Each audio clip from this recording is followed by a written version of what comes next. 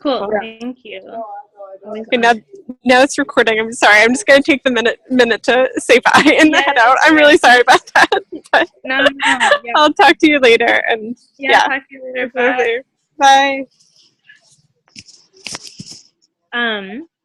Cool. So as most of you know, I've been walking from Paris, France, to get to Bonn, Germany, as kind of intentional pilgrimage walk. Amelia, To, do you mind if we record it? It's not letting us record it without your permission. When I hit it, it says, please. I think if we have one recording, and then we can like send that to you. All right, thank you. Sorry. So you don't. Yeah. I looked better before. Okay, sorry. This will be a communal recording. No, not privatized at all. I'm gonna mute. I'm gonna mute myself now. So. Okay. Cool. Yeah. So I've been doing this walk, and I really, the idea behind it was I really wanted to be kind of take things slow and intentionally after I graduated from college. So I graduated in May, and I knew I wanted to do work around climate justice, but I didn't really know what. And I also wanted to just spend some time with myself and kind of bearing witness to how I was changing and how the world was changing. And I also wanted to listen and have this walk as a way to really kind of be in the world, listening to people and bearing witness to that. So yeah, so I left Paris on October 4th, and I've been walking an average of maybe 10 to 14 miles a day, with some break days in there. And my route took me through northeastern France, and then through Belgium, up to Brussels, and then east. And so a few days ago, I crossed into Germany, which was exciting and definitely more rainy and dark. But yeah, and I still have to really figure out the math, but I've only really covered like close to 200 miles. And the route that I took, going up instead of just straight there, was going to be closer to 400 miles actually. But I think the reason why it's not really adding up is I did take some train rides in there, just for housing reasons and logistics. So yeah, I think it'll end up being over 200, but yeah.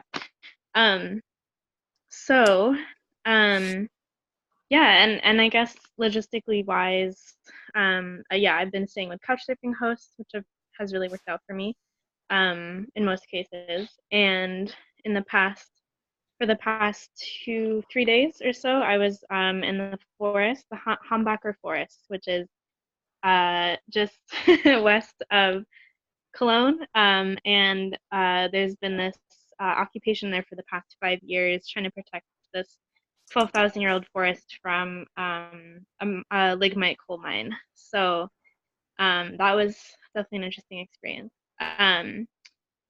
So yeah, basically just doing this very cheaply and really trying to interact with a lot of people. And I think, yeah, I think originally just some major themes that have come up for me so far.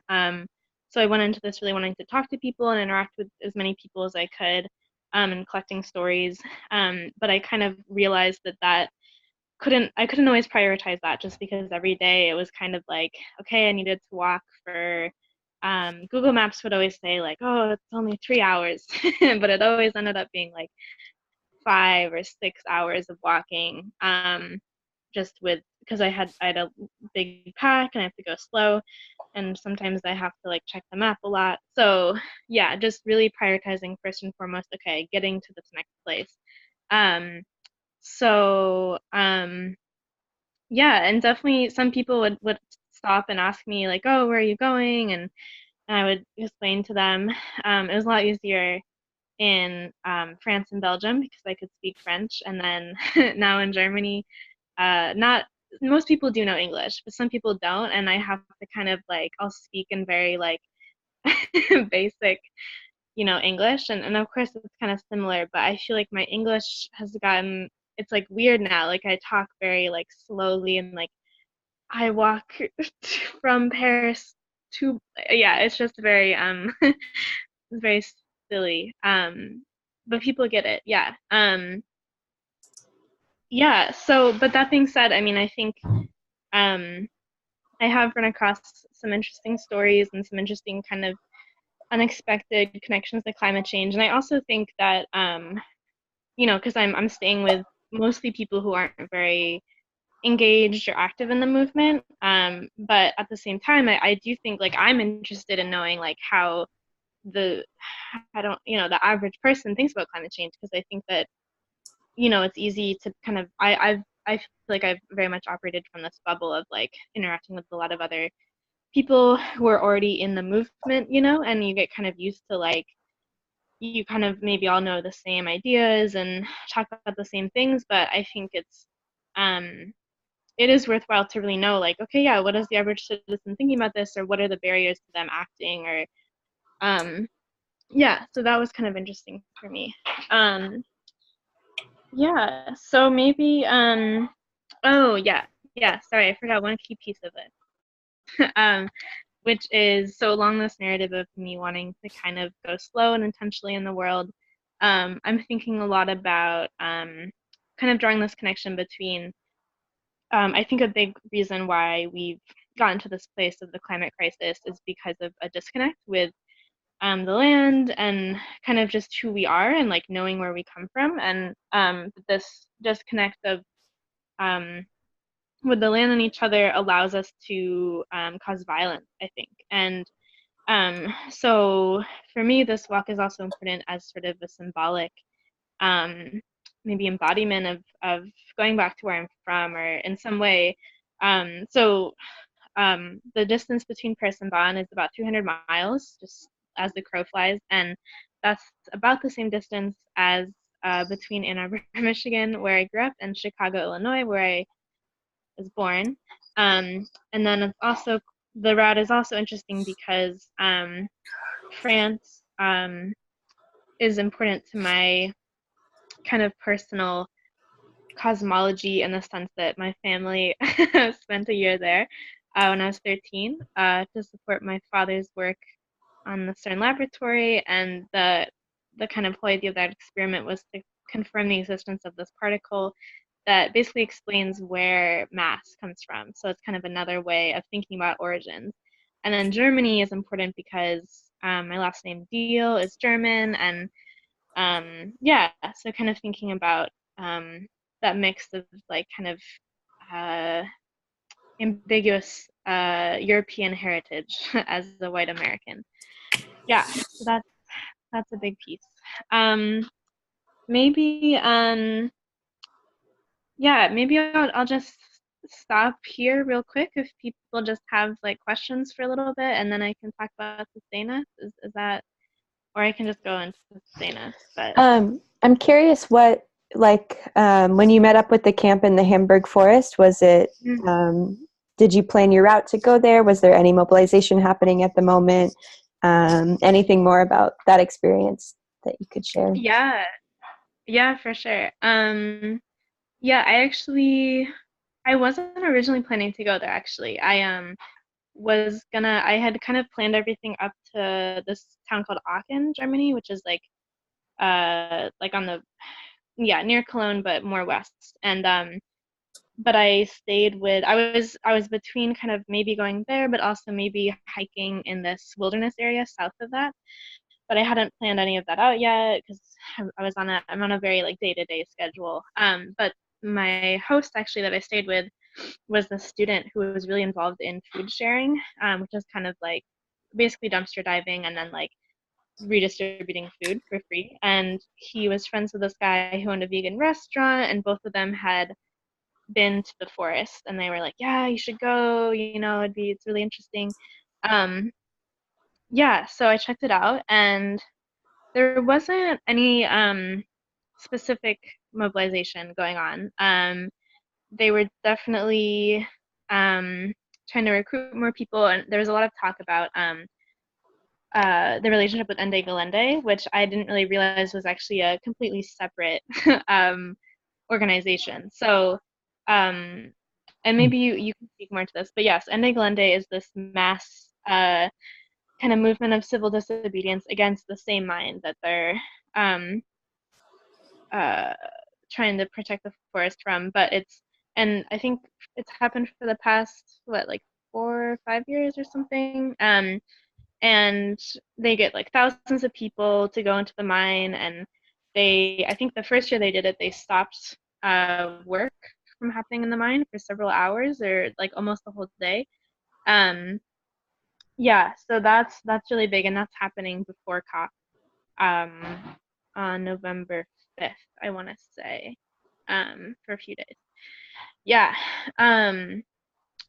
Yeah, but when I was there, mostly people were like building. So they have tree houses in the woods, and like a few camps within it, and I would say maybe, hard to say how many people were there, but maybe like 40 or so, 40 to 100 in and out. And yeah, so they really were trying to recruit from Ende Gelände. And yeah, it seemed like, actually, the day before I left, there was a newspaper article just published in a paper about the police planning to evict or cut down 20 tree houses, which is basically the whole camp.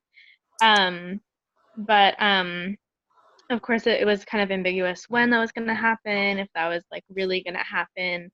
But so people were concerned about that. But yeah, it was definitely really interesting. There, I met a ton of people. I think I was the only American, or at least I was the only American that I met there. Most people were German or some from the UK. So are people living long-term in the tree houses, or just how long are they living in the tree houses? Yeah, well, so people are planning to stay through the winter, some people. And the occupation has been there for 5 years. So yeah, definitely there have been people that yeah, Wow. those people will kind of like sleep in one tree house one night and then like switch to another one. People are in tents. It's kind of like, yeah, but yeah, basically, yeah, people are living there. They have like kitchens set up. They have yeah. And are they sharing food, like a community kind of thing? Yeah. So it's definitely and they identify as an anarchist community. So yeah, sharing food, sharing everything, non-hierarchical. Um, there's definitely there were some tensions between like the camps within the forest. So there was like one camp that was pretty big, like 15 people, and then there were like smaller camps around, and seemed to be some like interpersonal divides. But yeah, overall, sharing everything, meetings every day. Yeah, and the mine is insane. It's huge. Like they've cleared out most of the forest, and it's really just this like little, like you could walk across the length of the forest in like 20 minutes or something. And I I like went to the edge a few times of the forest, and it just this other day it was like overcast and like foggy, and towards the end of the forest there's just this like creepy like just this gray, and then just these lights in the distance of the mining machines, and it just was like out of this like science fiction movie, because it like, so they had like so the forest would end, and then they had like these like kind of walls of dirt that were maybe like 10 feet high or something, and just like desolate like tree trunks all around. And so I climbed up one, and I like wasn't sure I was going to be on the other side, but yeah, but the mine is just like they've cleared out just like yards, hundreds of yards of this. And I didn't go up to the edge of the mine because there's security officers there and they might see you, and I didn't want to have any trouble with that. But yeah, just this like creepy feeling and like It's a yeah, sacrifice zone. It's what we call a sacrifice zone. yeah, for We're sure. sacrificing that land to our fossil fuel addiction. So Mhm. I missed out a little bit because my laptop developed an unstable connection. You are there on an odyssey of your own to learn more and support what's going on in Germany. Is that what I've gathered so far? That's definitely one way to look at it. Yeah, I like Odyssey though. That's like a nice nice way to put this. Yeah, I talk about it more as a pilgrimage, but I think yeah, kind of journey, long walk. And yes, I do want to learn more about Germany and kind of the environmental causes around there, but it's kind of both bearing witness, doing this walk to bear witness to kind of myself and um developing awareness around that and develop awareness about these countries that I'm passing through and leading up to COP. So if that makes sense. How long do you intend to do this? So I have to I budgeted a month, the month of October, because I have to get to Bonn. I'm gonna get there November 2nd, because I'm meeting up with the rest of my delegation there. Um, yeah, so I'm a youth delegate with this organization called Sustain Us. How do you And spell that? yeah, so it's sustain like in sustainable, and then capital U and Oh, capital okay.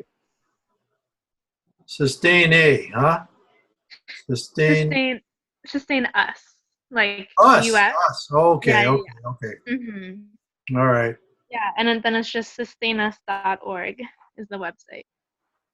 Okay. Can you say a little bit more about the group?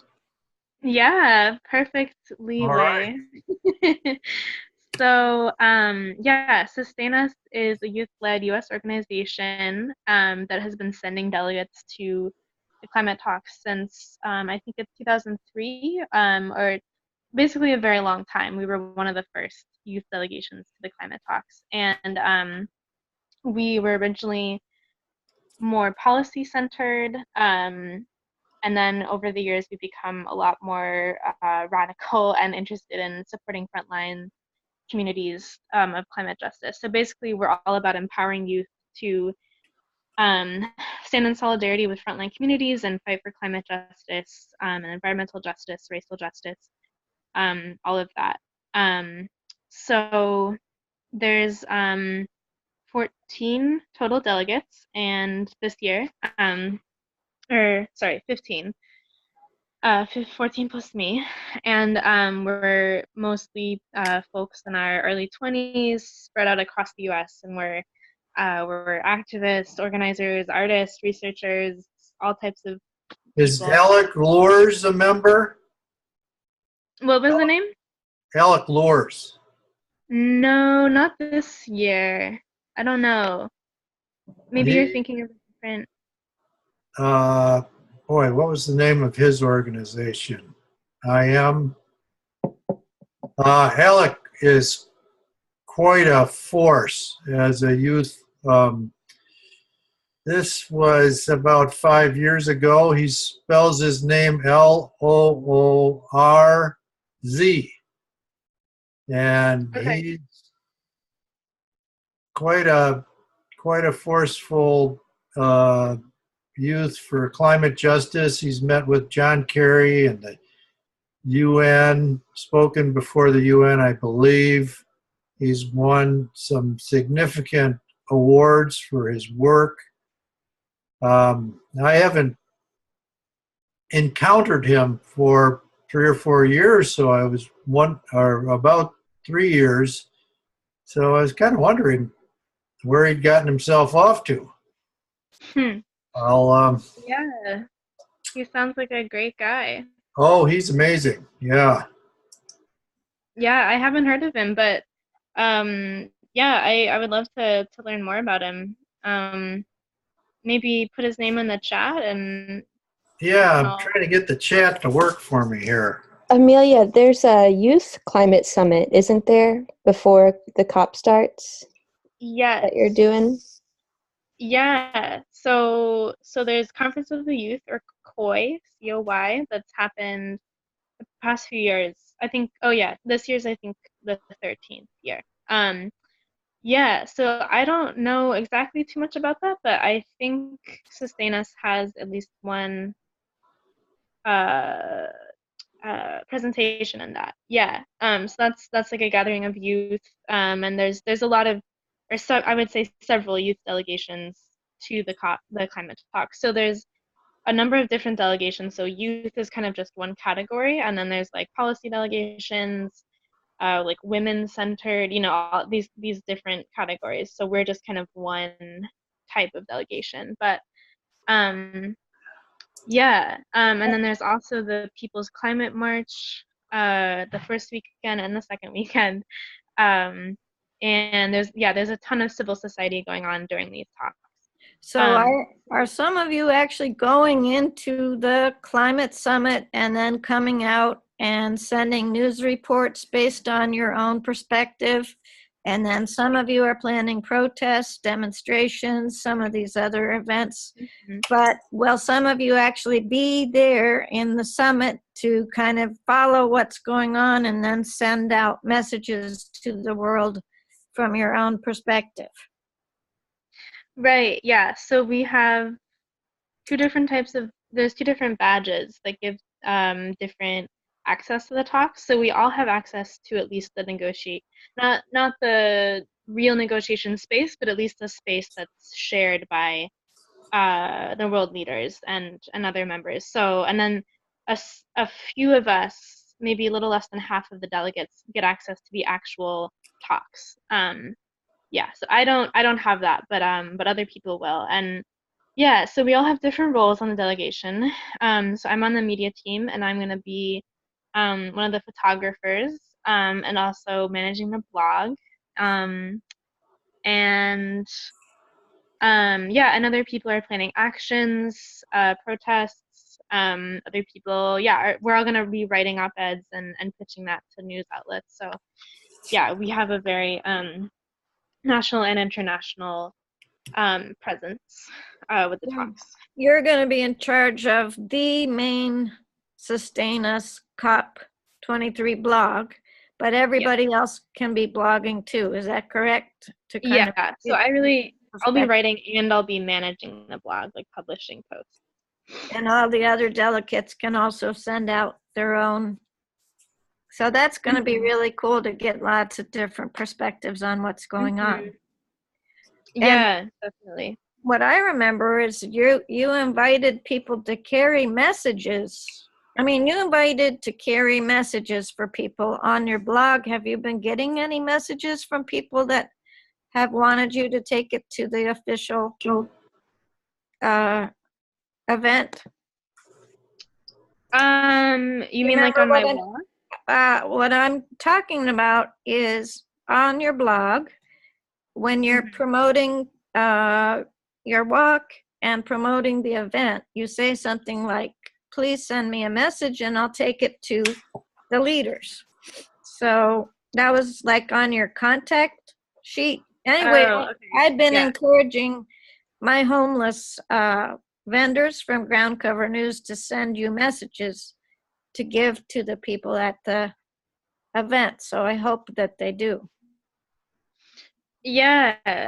Yeah, I guess that hasn't been so much of what I've been focusing on right now so explicitly, but yeah, I mean, I've had very like informal conversations with people about climate change, and I think people they haven't always phrased it like, oh, I want this to be carried to the UN, but yeah, just sentiments about like wishing more was being done. But yeah, that would be a good idea. So okay, so sustain us, great. Yeah, so yeah, and I'll put Well, let's see. I don't know. Yeah. Are there any questions so far? I know I'm talking a lot. It's very one way. Are you going to the ND Gallon? How do you say it, Amelia? The event. Ending Galende? Mm-hmm. Ending ND Gallen. Gallen. Yeah, can you spell that? Because Yeah. I'll put the link. Put It's it in. kind of. Yeah, that'd be great. And Yeah, check out so Alec good. Lures. He's a remarkable young man. Plus, Cool. he Oops. raps. Oh, He wow. raps real cool. Nice. So the word you just referred to is the massive civil disobedience around coal that they're planning in Germany. Is that correct? Mhm. Yeah. And are a lot of those groups converging on that you've been hearing from that are bicycling there, walking there, etc.? It seems like there's a lot more groups from all around the world who are planning civil disobedience there. Yeah, yeah. I mean, I think it draws thousands of people, and yeah, it is definitely, I think, a major focus of a lot of the activism around COP23. It's definitely not the only one, but yeah, I mean, it makes sense just like since it's so close to Bonn, and it is such a huge coal is such a huge piece of Germany's kind of climate profile, if you will. Um, yeah, and so Ende Gelände means here and no further. So it's kind of a call to, yeah, and the coal mine. And is it the same place you were talking about where there's people in tree houses, or is that a different place? Yes, that is the same place. It's Oh, the that's same, so it's the same cool. mine. That'll Yeah. be a great way to make a statement from all over the world. That's really beautiful. Mm-hmm. Yeah, yeah, it's amazing what they're doing. I've just seen some of the videos of the previous actions where people are using hay bales to bust through blockades, preventing the people from walking onto the coal mines and stuff. And I mean, I think it's actually like brought me to tears before just seeing like the huge amounts of people. And also they had like fabric dragons and stuff that they brought onto the when they occupied the coal mine before. So it's just, I think the occupation game is a little stronger in Europe than it is in the United States. It's really, you know, and Canada is a different story. They've had years and years of some blockades fighting pipelines, but the US, it's like, I think they cracked down on it so heavily with the militarized police response, and then also the corporations buy police officers to work as private security in their off-duty times.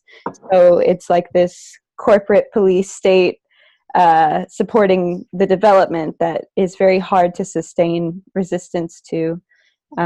So I'm really excited for you because it's got to be really energizing to be around thousands of people doing something like that.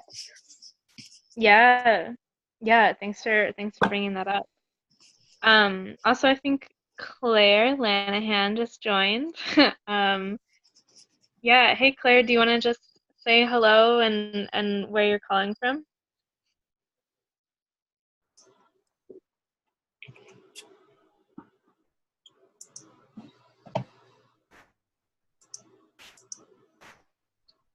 Claire's muted, I think.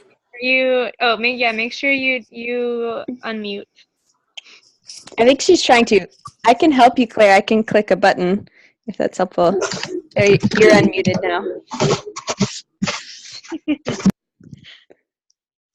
Okay.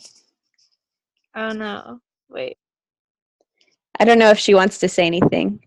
Okay. You put a chat. Oh, okay.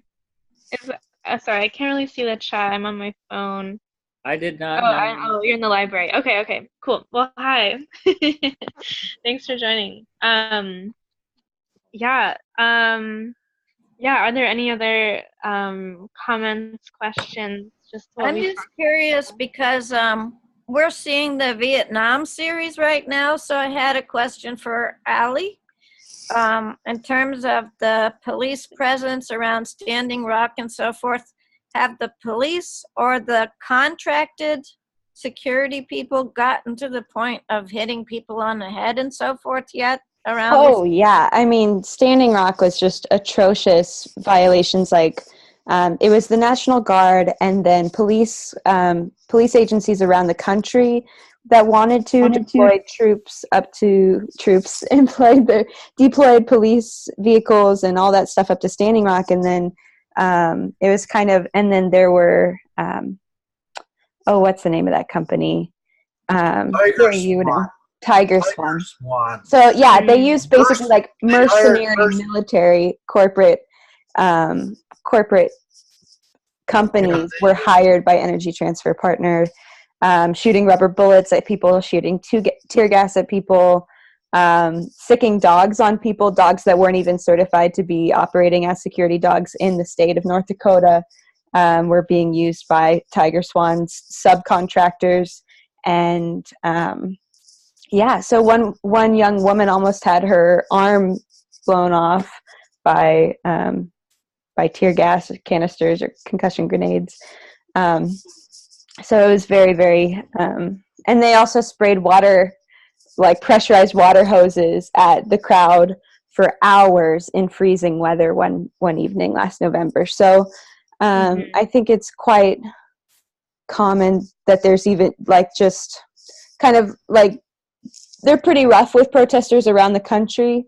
Like anytime you're doing an occupation on an extraction site, it's a high risk that private security, my experience in Texas has been that the company hires police officers to work as off-duty security for the company.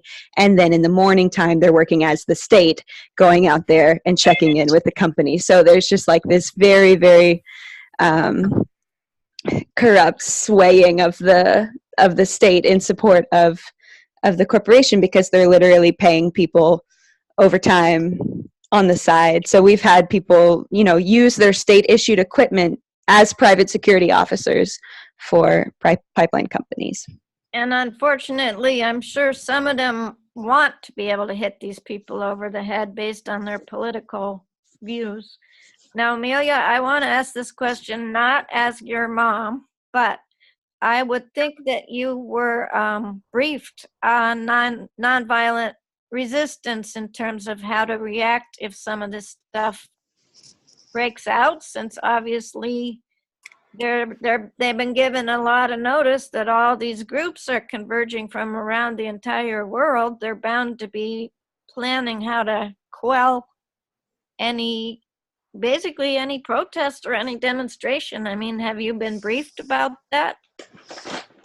Yeah, so we've definitely talked a lot about what it means to do activism or direct action at COP. So the UN has very specific rules about what actions are sanctioned and unsanctioned, and you have to get everything approved by the Secretariat General before you do anything. So it's silly. You have to, like, if you want to have a banner, you have to tell them what's going to be on the banner, and you have to tell them all these things if you do sanctioned action. And yeah, so there's that. And then which is ridiculous because it's like not really free speech, but then of course there are unsanctioned actions, and Sustainus has actually lost, one person has lost their badge accreditation in all the years of doing this, because I forget her name, but she a few years ago interrupted a politician during the negotiations to just kind of shouting, like, protesting what he was saying.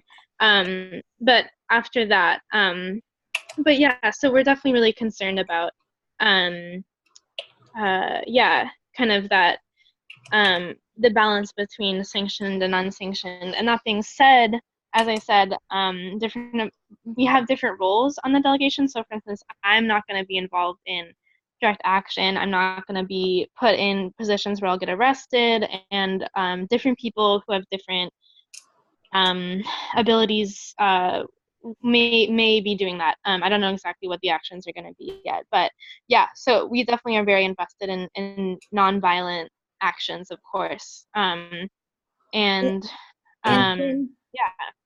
In terms of interruption, I'm sorry to interrupt you, but we know that our delegate is probably going to say things that are full of crap.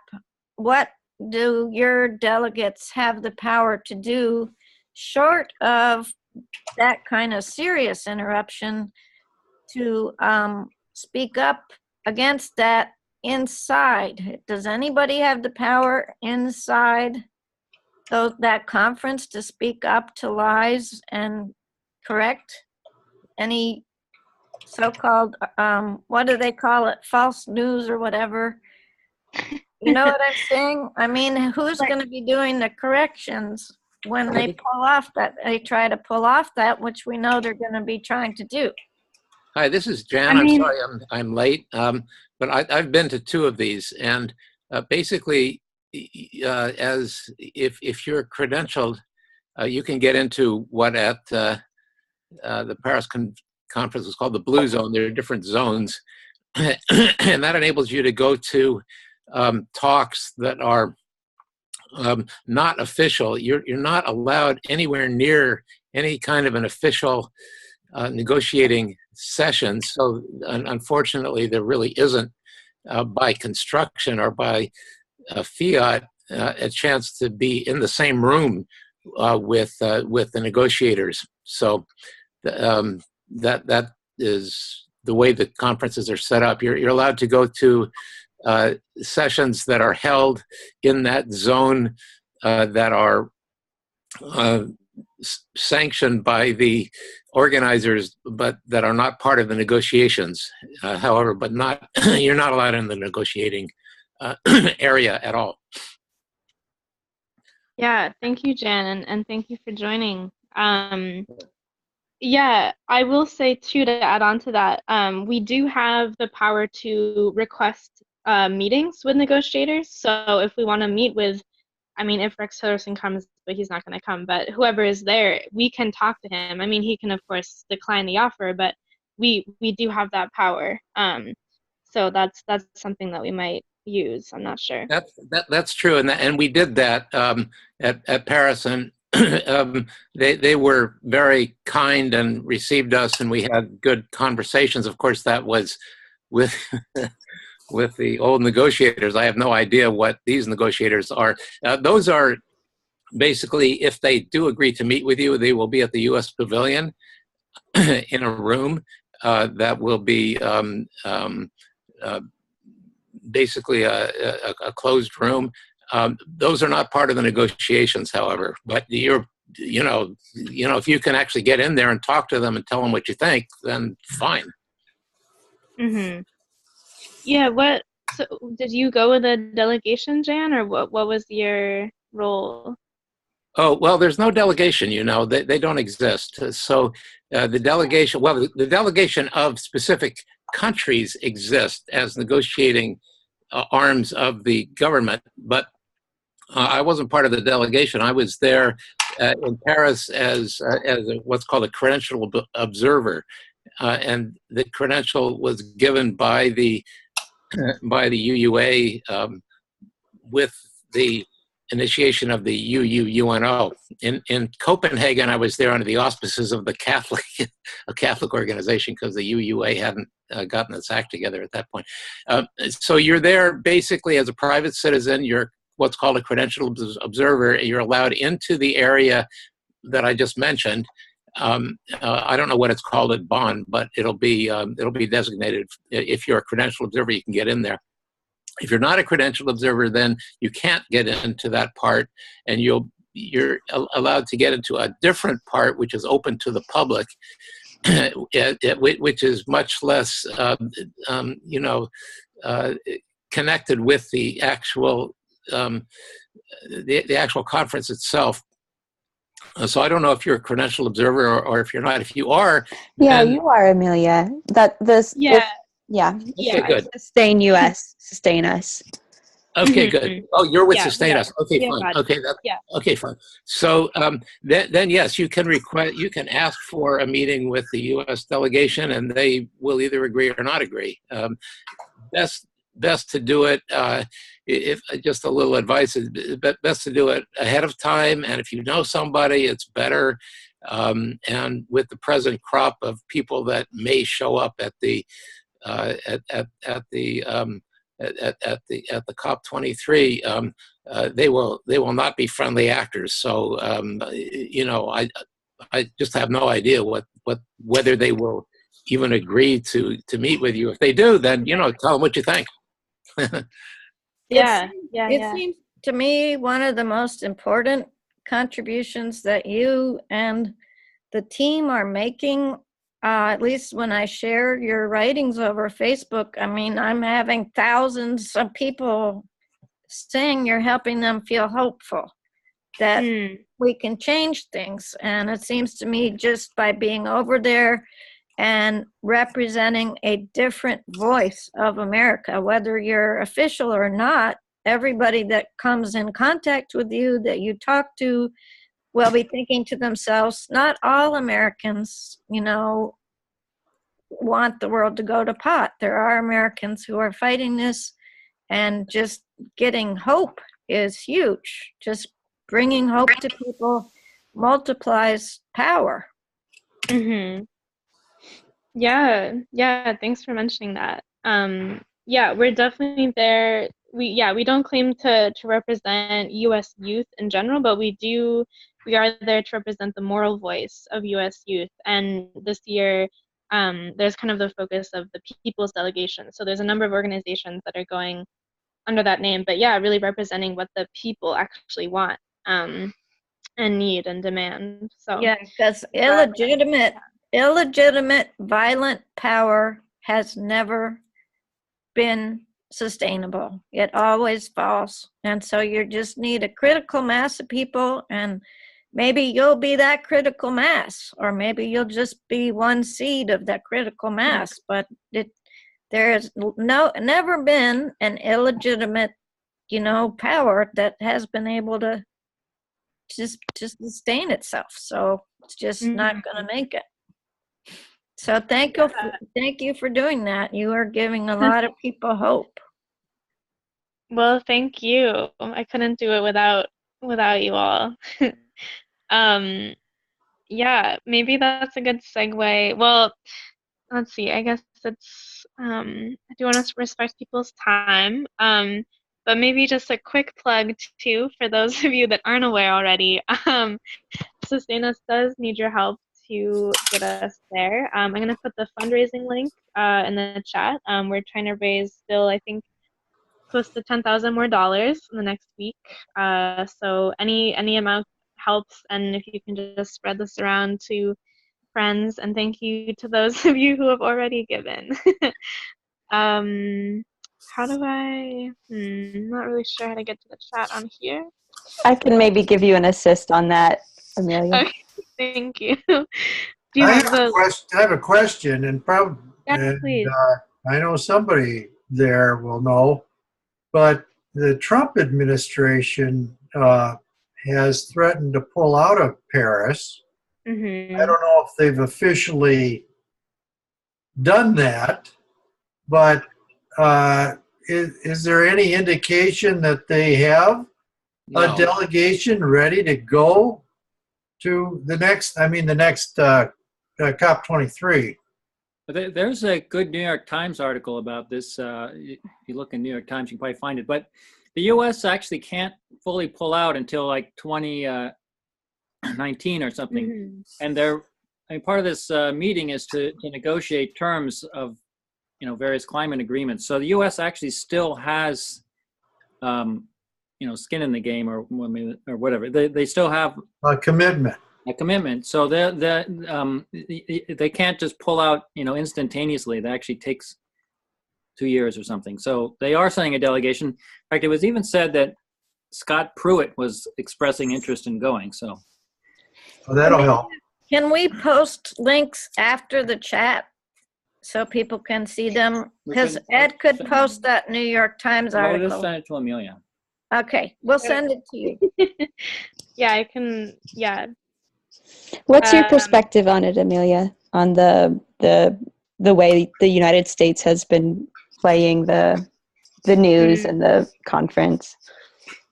Yeah, I mean, it's interesting because I've been asking people here if they've heard about the talks, and I think a lot more people in at least the European countries that I've been in at least know about them. I think more than the average American does. I mean, it could be because they're normally in Europe, but yeah, like, you know, I feel like in the US we like the phrasing that we'll use on the delegation of like, oh, the negotiations, you know, United Nations, but here, you know, you can say COP23 and people know what you're talking about. But yeah, so that being said, I yeah, I think on the delegation there's a question too about like, yeah, if kind of what the Sustainus's role would be if the US were to pull out. And I think that's kind of highlighting really what the point of our delegation is, which is to highlight people power, right? That like we aren't, I mean, yes, we are pushing negotiators and world leaders and politicians to take action, and we're also saying that actually, you know, this is what the people want. The people want renewable energy, we want all these things, and we can do that. Yeah, so I think it's actually all the more important. No, is that all? Yes, more important, even so, to have a moral presence there from the U.S. Yeah, so last year in Marrakesh at the COP22 delegation, Sustainus had the theme of the people's to-do list. So we crossed out presidential and wrote people's, and it was this list of, you know, end fossil fuels, invest in renewable energy, and again, just yeah, like regardless of if of what Trump is doing, or really because of what Trump is doing, like, yeah, we need to show up, I think, and be in solidarity with global communities. But yeah, I'm also holding out for the fact that they made that special kind of clause that, yeah, even if Trump were to pull out, it would take until the next presidential term to like actually finish that process. So at least there's that. So Yeah, there actually were two ways that he could have done it. One way was to withdraw from the UNFCCC, which would have been faster, but he didn't do that, which is good. mm-hmm. The other was to do what we're talking about now, which is to take advantage of a clause in the agreement itself that says that you can, that a country can withdraw from the agreement after a certain amount of time, and that amount of time, actually, if they make an application at the time they're allowed to make the application in 2019, there will be a 1 year delay after that. So 2020 would be the earliest possible time that the United States could pull out of the Paris Agreement. And my feeling is that we won't. My feeling is that we won't pull out, and the reason is that if that actually if the United States actually tries to do that, then the United States loses all leverage. Mm-hmm. You know, and so I think I don't think it'll happen. What is happening is that the United States has refused to contribute to the elements of the Paris Agreement, the Green Fund, which is supposed to have, you know, $100 billion a year by 2020. We're not contributing to that. Although Obama did put in, I think, $1 billion in the end, 2 contributions of $500 million before he left office. And so we're not funding anything now.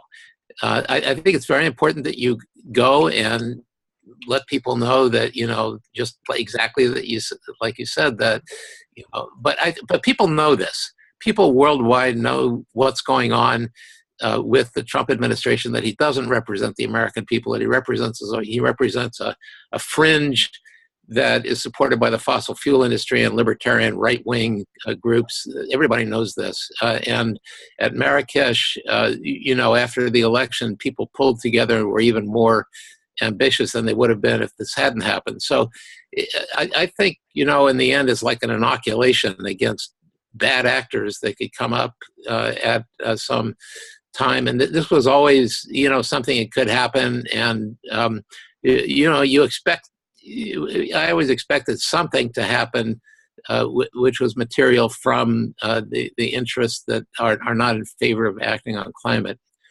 You know, and so I think, you know, one of the things is I think Pruitt actually believes what he says. And you know, he's not making it up. He does believe what he says. But if he actually does show up there, he'll be met with such hostility that I think it will take him aback. That's my view of it. So great. I'm very happy that you're going, and you know, it's great that I was a little bit late, but you walked from France to Germany. Is that what you did?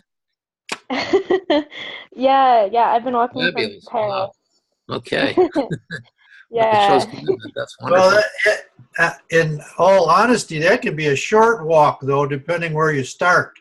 Well, that's true. Yes, it is only But 300 miles away. The straight. That's just a little joke. One of our members has a question for you, Amelia, and he wants to know. Pardon? No, sorry. Go ahead. He wants to know if your experience on this walk,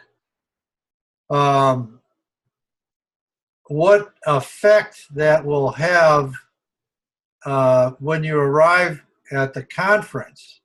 Is there some specific experience or idea that you want to share that you acquired on the walk? That's a good question. I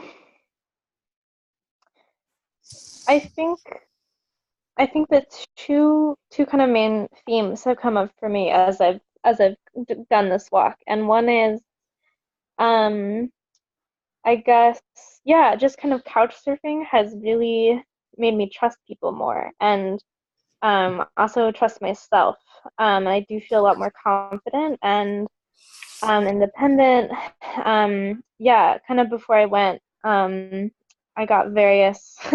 Most people were very encouraging. Some people were like, "Oh, you know, this is dangerous. What are you gonna do?" And all of that. And I didn't know. Yes. I didn't know what to expect. I had, like what, yeah, walking alone as a woman in the world. Like, obviously, there's narratives around that, and I hadn't really couch surfed that much before. But that being said, people have been so helpful and so generous and kind. Yeah, like all my couch surfing hosts have been like, there'll be days where I don't spend money at all because they'll give me dinner and they'll give me breakfast and then they'll give me something on the way to eat for lunch. Like it's just people. There are enough good people in the world. Like I really believe in that. And yeah, and just kind of letting there be that give and take, right? And kind of knowing that in this moment I am taking a lot and I'm letting people give me a lot of things, and I'm also giving what I can. And I really believe that I mean, I guess some people would call this karma, but basically, like, maybe I can't give back the same way to everyone, and I can't host anyone right now or whatever, but I feel like those people will get something back in return. And also seeing my walk as one big offering to the world, and something that I'm giving to myself and to the world. Yeah, so I've kind of, I think in terms of, and then sorry, the second thing has been, I really struggled with kind of the process and output balance on this walk. So there's so much to write about and share, and I want to do that. And I've just felt this tension with like, okay, like I need to write something about this, and I also need to take care of myself, and just like maybe some days I just want to like get to a place, shower, sleep, and I don't want to deal with the internet. But I do have responsibilities around that, and I really struggle with our age of branding right now, and that I've kind of had to like brand myself in certain ways, and that this has been like, yeah, that I'm like really grateful to be part of the delegation. And I feel like there's certain kind of like pressures of what that means to be part of organization, in terms of like, okay, like what is the narrative that I'm supposed to present about this walk, like, and like how it's not always like this like great amazing thing. Like there's some days that I'm like really sad and lonely, and like some days that are hard, and like it's not this like perfect like climate justice thing, and I feel like yeah, I just really struggle with that of like how to be like honest and genuine doing this. So those things together, I think when I get to the delegation, just really trying to bring like a grounded energy to people, and yeah, and I don't really know exactly how to manifest, but I think just knowing that I trust myself more and I trust the world more, and I feel like um, I feel very generous and I feel very grateful, and how to kind of give that energy to COP. And I think a lot of that will be energy that I give to the others on the delegation and in forming that community and building that community. Yeah, and I feel very yeah, I'm just thinking critically about like branding, I guess. And like I don't, yeah, and I think I'll take a little bit less of a like um public uh public figure role at COP, which I think will be good for me. So anyway, I hope that answers your question. Um yeah. Are there any last questions, comments? I know it's been maybe over an hour, I'm not sure. Um Good luck. Mhm. Wish we were there to support you, but we're going to support you from where we are. Thank you for your service, your commitment, your dedication, and take time for yourself occasionally to restore that energy, recreate, and withdraw from this mad, mad world. Go into that forest. Be with those trees. When you were talking about people living in trees, I was thinking of the woman that spent 3 years in a Julia Butterfly. Julia Butterfly Jones, or whatever her name was, and I think. Yeah. she became quite the spiritualist mystic up there. She came down with profound thoughts from experiencing that tree. Hasn't it? And if you don't stop me, I'm going to recite a poem by Mary Oliver about counting the leaves on a single tree. Please. But if I may, if there's time, for a brief poem that speaks exactly to what you're doing, from this remarkable Northwest poet that we've just discovered and who's just published a book that I put on the chat line. Yeah, I would love that. Silence of Vanishing Things. He wrote this poem for the delegates at the previous COP in Paris. Back in a flash. Okay. Thanks. I just want to say, as the main person who told you not to walk alone, I'm so glad that you didn't listen to me. And it's just beautiful to hear you say that you trust yourself more and you trust the world more. And that's the very best thing you could bring to the conference. Everybody has to trust themselves more and has to be true to themselves and has to trust the world more to get together and make this all change. So that's the perfect energy. And it's not just a belief. You have walked it. You have walked the truth of that. So that's very beautiful, Amelia. Thanks for not listening to your mom. Yeah. Just a minute, still on. Okay, you ready for the poem? Yeah. Look, okay, it's entitled Faces. It was written December 4th, 2015, during the negotiations for the Paris Climate Accord. It begins, here, a teenager on an island watching cranes erect a seawall on a beach she and her grandmother used to play on. Here, a caribou calf looking through the ice storm for the shape of his mother, fur shearing off, hooves slipping in the freezing rain that should be snow. Here, an old woman gazing across the mud left from the receding floods, looking at an absence where her son used to be. And here, the ones to come, streaming over the horizon, whose faces are billions and who all stare the same question. And trees, should we grant them faces? What about estuaries? What is the face of a forest on fire? In the rivers, the salmon face ahead, no matter what. Flowers look up, saying, who? Birds peer into the changing faces of the wind. When? A whole planet faces the negotiators as they bracket words, shift commas, line out clauses.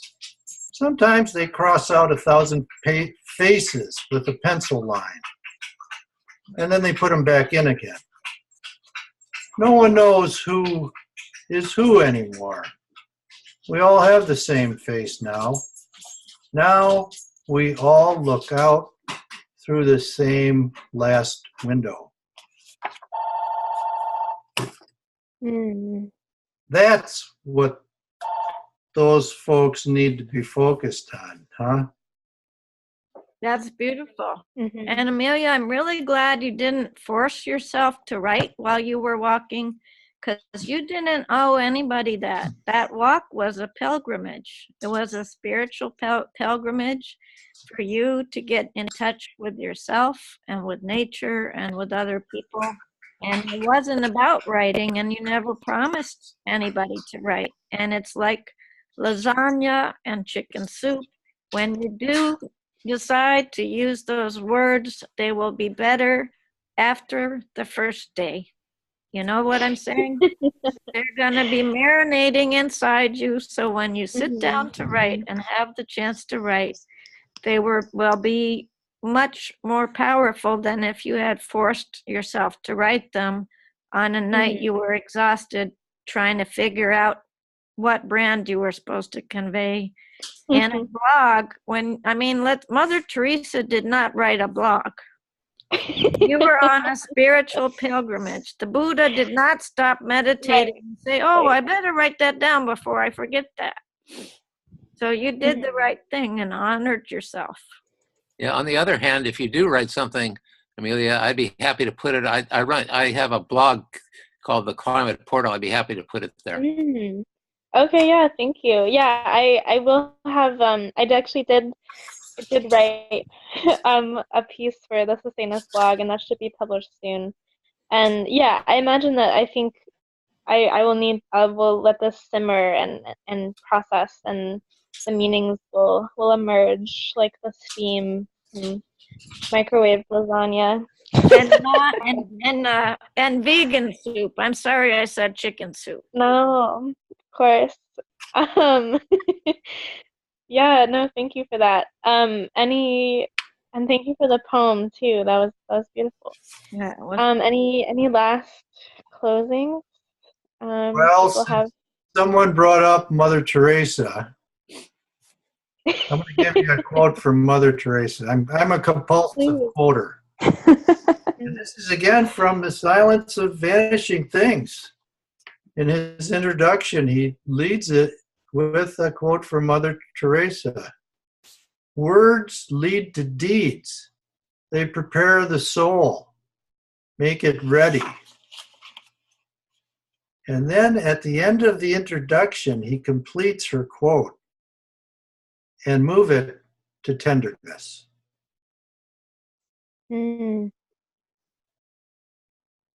Those are words for people like you. Words are powerful.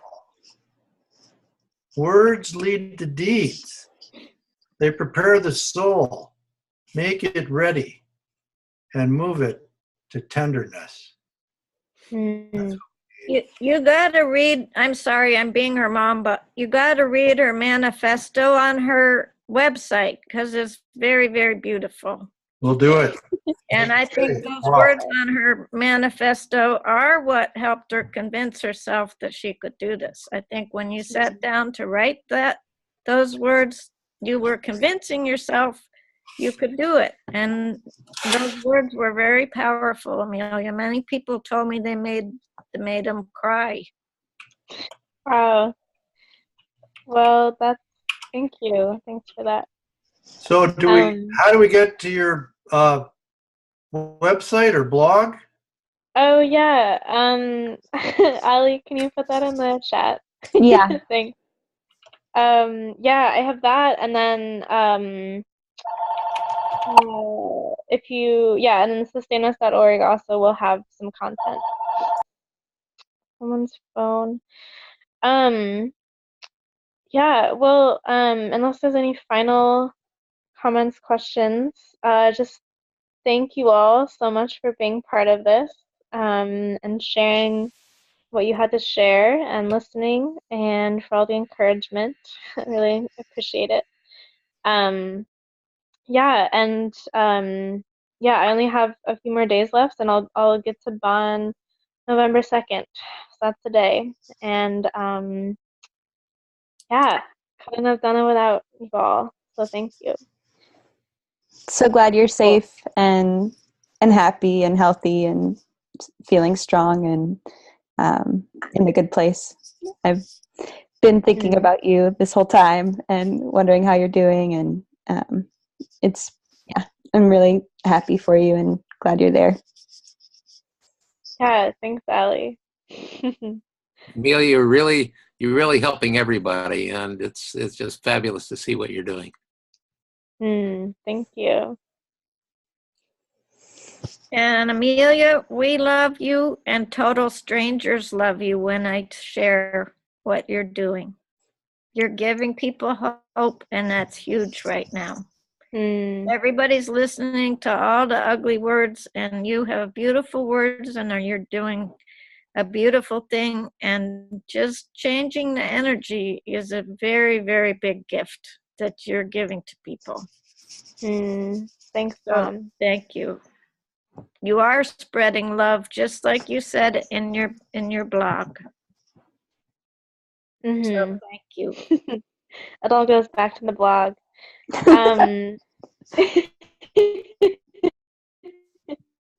Cool. Yeah. All right. Well, I will bid you a good afternoon, and I'm gonna go shower. Haven't showered in several days. And thanks. Okay, bye. Thanks, Amelia.